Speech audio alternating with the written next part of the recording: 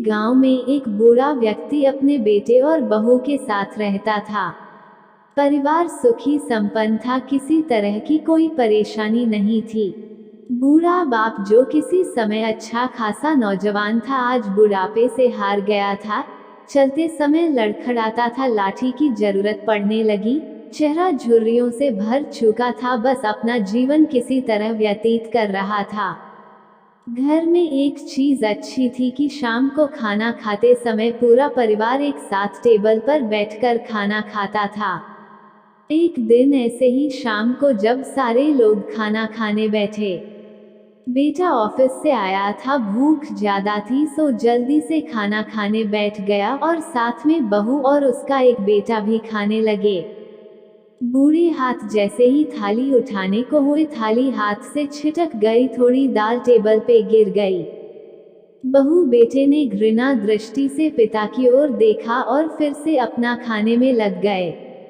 बूढ़े पिता ने जैसे ही अपने हिलते हाथों से खाना खाना शुरू किया तो खाना कभी कपड़ों पे गिरता, कभी जमीन पर। बहू चिढ़ते हुए कहा, हे राम, कितनी गंदी तरह से खाते हैं, मन करता है इनकी थाली किसी अलग कोने में लगवा देते हैं। बेटे ने भी ऐसे सिर हिलाया जैसे पत्नी की बात से सहमत हो। उनका बेटा यह सब मासूमियत से देख रहा था। अगले दिन पिता की थाली उस टेबल से हटाकर एक कोने में लगवा दी गई। पिता की डबडबाती आंखें सब कुछ देखते हुए भी कुछ बोल नहीं पा रही थी। बूढ़ा पिता रोज की तरह खाना खाने लगा। खाना कभी इधर गिरता, कभी उधर। छोटा बच्चा अपना खाना छोड़कर लगातार अपने दादा की तरफ देख रहा था। माँ ने पूछा, क्या हुआ बेटे, तुम दादाजी की तरफ क्या देख रहे हो और खाना क्यों नहीं खा रहे?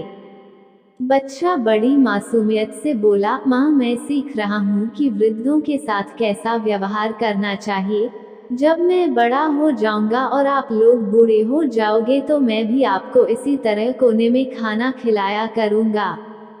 बच्चे के मुंह से ऐसा सुनते ही बेटे और बहू दोनों कांप उठे। शायद बच्चे की बात उनके मन में बैठ गई थी, क्योंकि बच्चा ने मासूमियत के साथ एक बहुत बड़ा सबक दोनों लोगों को दिया था।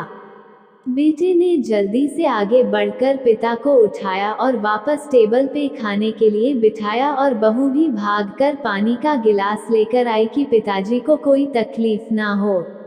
इस कहानी से शिक्षा मिलती है कि माँ बाप इस दुनिया की सबसे बड़ी पूंजी हैं। आप समाज में कितनी भी इज्जत कमा लें या कितना भी धन इकट्ठा कर ले, लेकिन माँ बाप से बड़ा धन इस दुनिया में कोई नहीं है।